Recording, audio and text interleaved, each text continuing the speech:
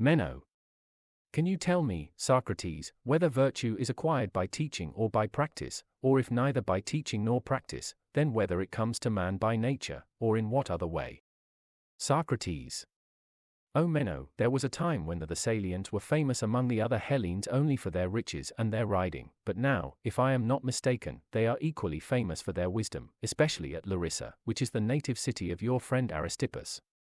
And this is Gorgias' doing, for when he came there, the flower of the Eleudi, among them your admirer Aristippus, and the other chiefs of the Thessalians, fell in love with his wisdom. And he has taught you the habit of answering questions in a grand and bold style, which becomes those who know, and is the style in which he himself answers all comers, and any Hellene who likes may ask him anything. How different is our lot! My dear Meno. Here at Athens there is a dearth of the commodity, and all wisdom seems to have emigrated from us to you.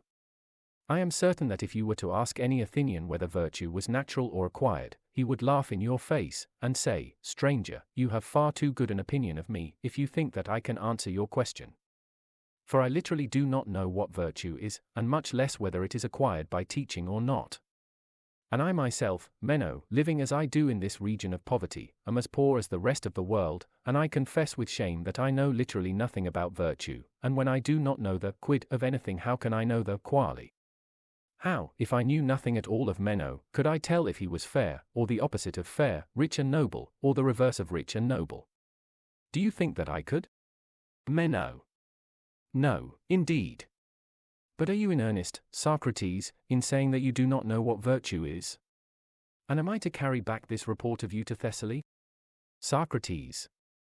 Not only that, my dear boy, but you may say further that I have never known of any one else who did, in my judgment. Meno. Then you have never met Gorgias when he was at Athens?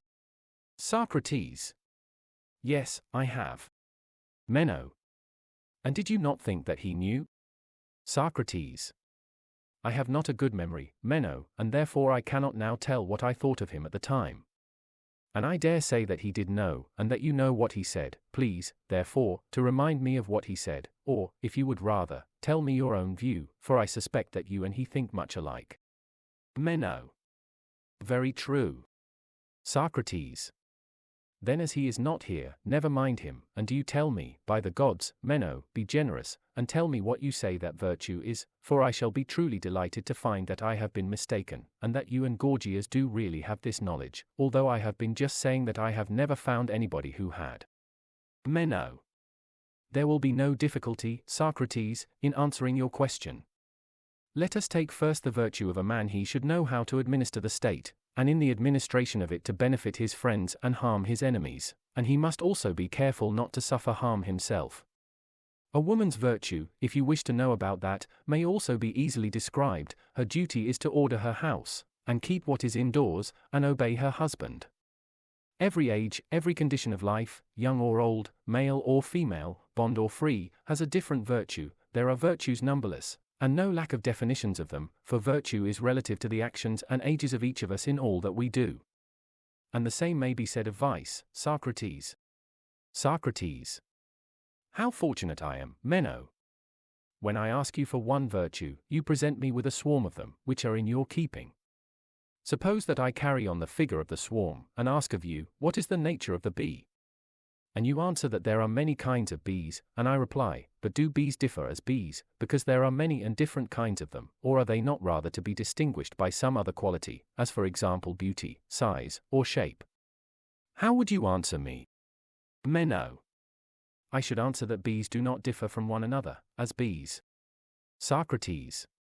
And if I went on to say, that is what I desire to know, Meno, tell me what is the quality in which they do not differ, but are all alike, would you be able to answer?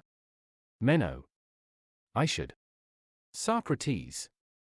And so of the virtues, however many and different they may be, they have all a common nature which makes them virtues, and on this he who would answer the question, what is virtue, would do well to have his eye fixed. Do you understand? Meno. I am beginning to understand, but I do not as yet take hold of the question as I could wish.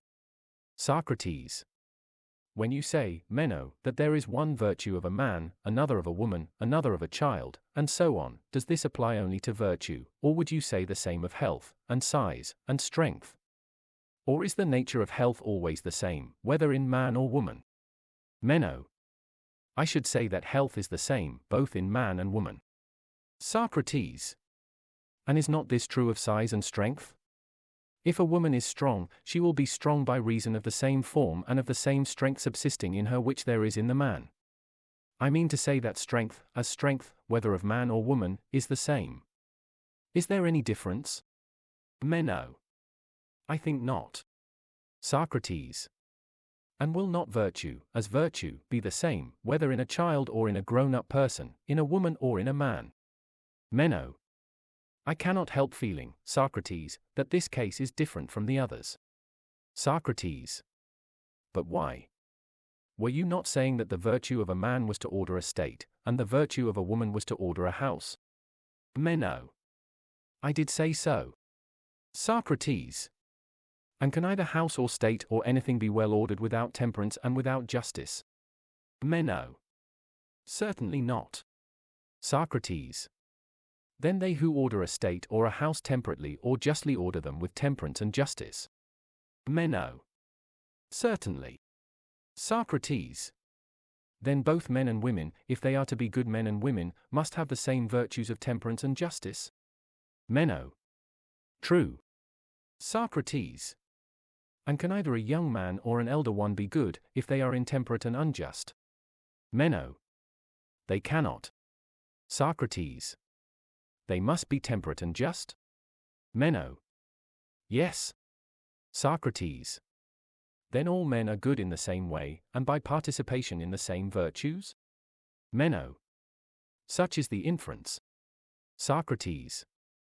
And they surely would not have been good in the same way, unless their virtue had been the same? Meno. They would not. Socrates. Then now that the sameness of all virtue has been proven, try and remember what you and Gorgias say that virtue is. Meno. Will you have one definition of them all? Socrates. That is what I am seeking. Meno. If you want to have one definition of them all, I know not what to say, but that virtue is the power of governing mankind. Socrates. And does this definition of virtue include all virtue? Is virtue the same in a child and in a slave, Meno? Can the child govern his father, or the slave his master, and would he who governed be any longer a slave? Meno. I think not, Socrates. Socrates. No, indeed, there would be small reason in that.